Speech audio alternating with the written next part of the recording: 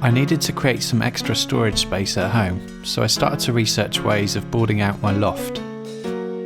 The loft was about 3.6 metres in width and 6.7 metres in length.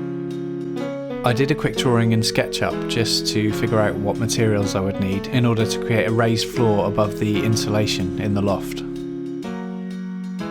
Some people recommend these plastic loft legs that screw into the joists and then you screw the boards into the top of the loft legs. They're not too expensive, they work out about £1 each, but on my drawing I figured out I would need over 100 of these if they were spaced 500mm apart. The other option seemed to be to lay some 2x6 or 2x8 pieces of timber perpendicular to the joists.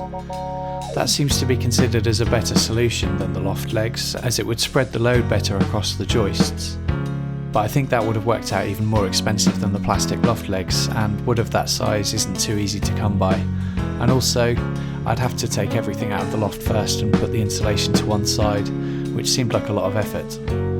So I thought about what else I could use as alternatives to loft legs in order to create a raised floor above the insulation, something that wouldn't be too heavy for the joists, something that would be easy to come by and inexpensive, and the answer I came up with was pallets. By cutting in between the slats, I worked out I could get 3 makeshift floor supports from each pallet. My theory was that these are lightweight as they're not solid bits of wood. They span across 4 joists, so they offer a better load spread than the plastic loft legs, and best of all, I could get them for free.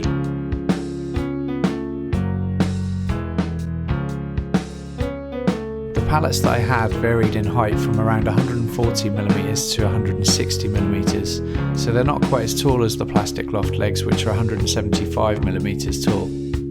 But I could use the spare pallet wood to make these taller. I started cutting up the pallets using my circular saw to create the pallet floor supports.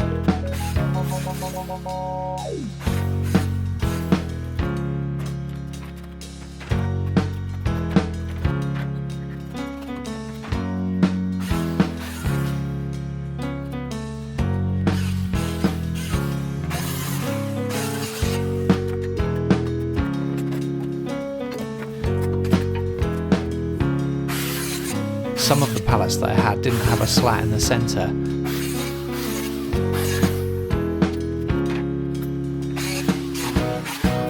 So I used a hammer and a crowbar to prise off the slats and then repositioned them into the centre.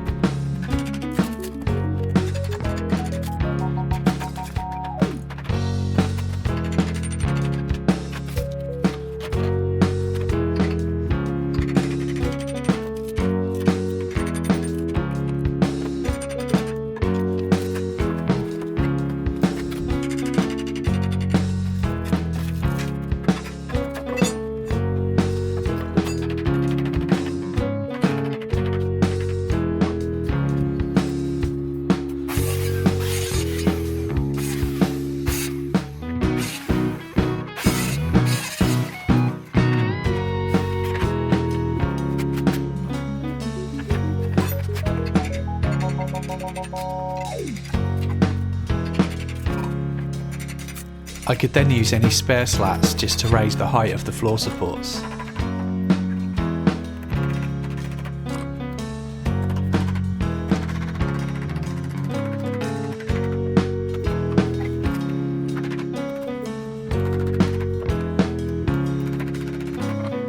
Then I bought 7 sheets of 7ft by 5ft 18mm thick chipboard from somebody locally who listed lots of wood on Gumtree that was salvaged from an old warehouse.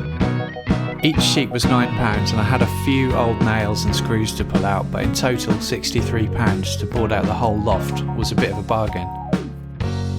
I used an old piece of melamine and a couple of clamps to use as a straight edge so that I could get an accurate cut with my circular saw. I ripped each sheet down the middle to give me 2 widths of 740mm, which made them just about narrow enough to fit through my loft hatch at a slight angle.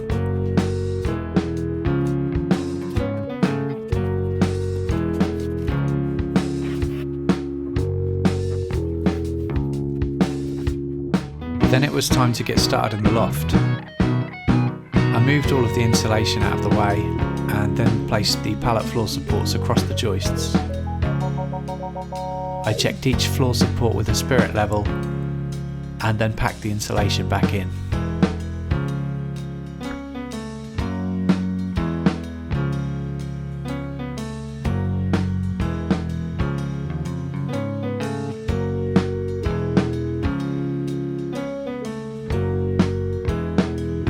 Then I positioned the next floor support around 500mm apart from the first. I didn't screw any of the floor supports into the joists, as I figured that once the boards were screwed into the top of them, they wouldn't be able to move around.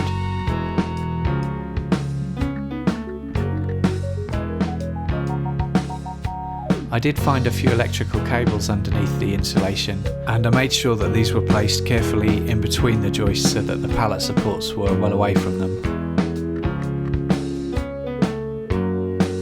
Fitting each board through the loft hatch was a little bit awkward, as I needed to get them through at an angle and the roof height was so low.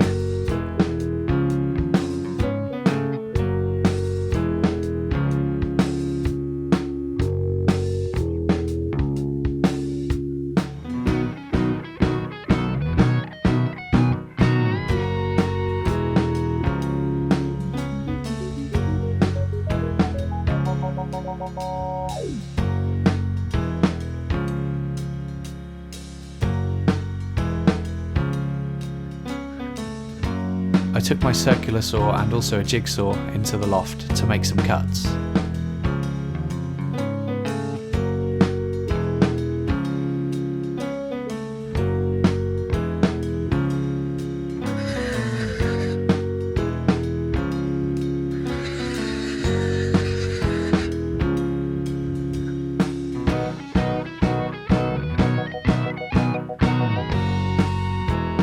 Some of the floor joists were not very level, so I just used scraps of wood to prop up each board to the right height.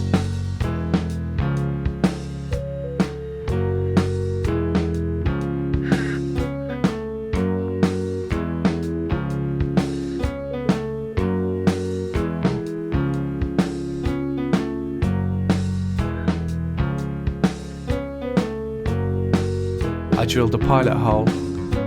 Then I used a countersink bit, and then I used some 3-inch wood screws to screw the chipboard into the top of the floor supports.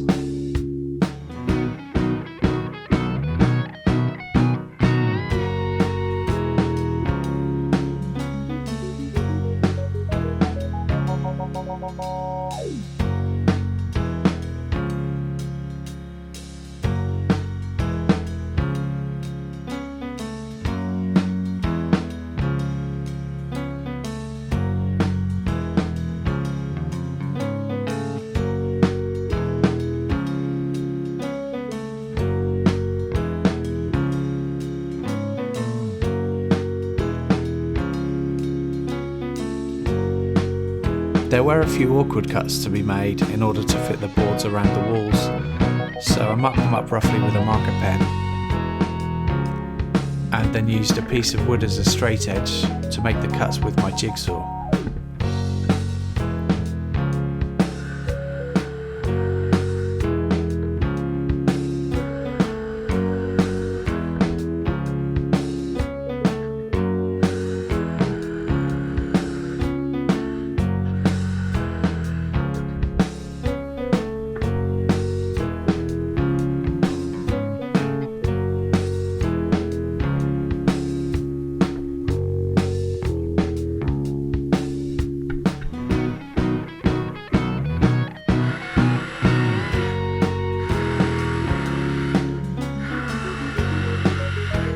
I also had to cut out a couple of notches with the jigsaw to fit around a couple of uprights.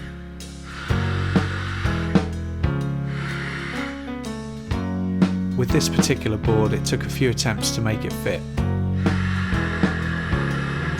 So I just shaved a few millimeters off with a jigsaw until it would fit.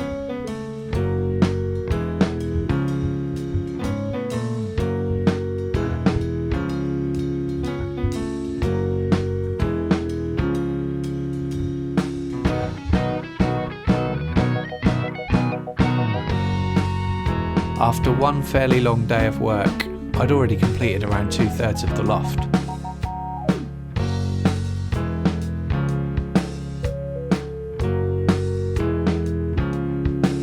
but the final third was not looking good. The following weekend, I fitted the rest of the boards, and it felt good to fit this last piece.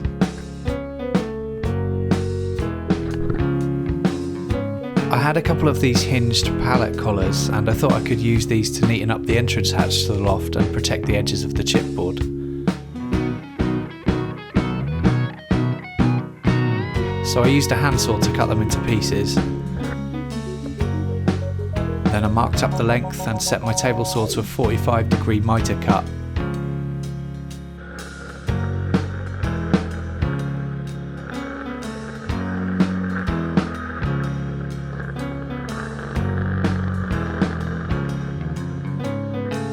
As the floor to the hatch entrance was not level, I positioned the piece and used a pencil to trace the outline so that I could cut it to the correct contour.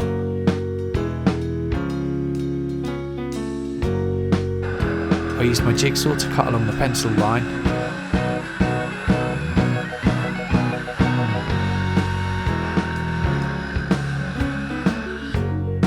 Then I sanded down the piece.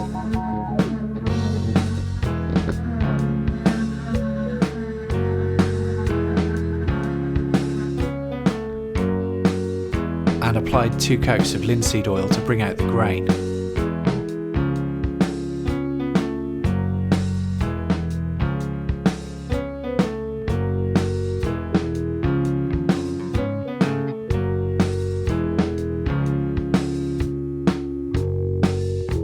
Then I used an impact adhesive and some drywall screws to attach the piece of wood.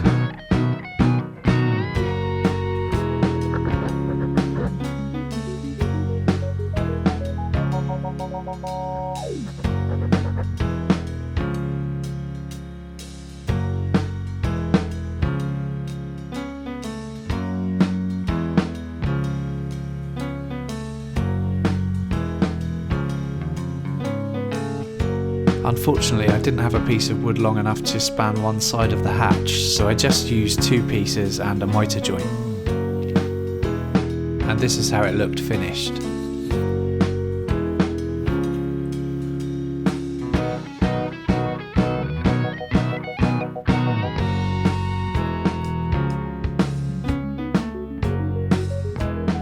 And here are a couple of photos just to show the loft floor completed.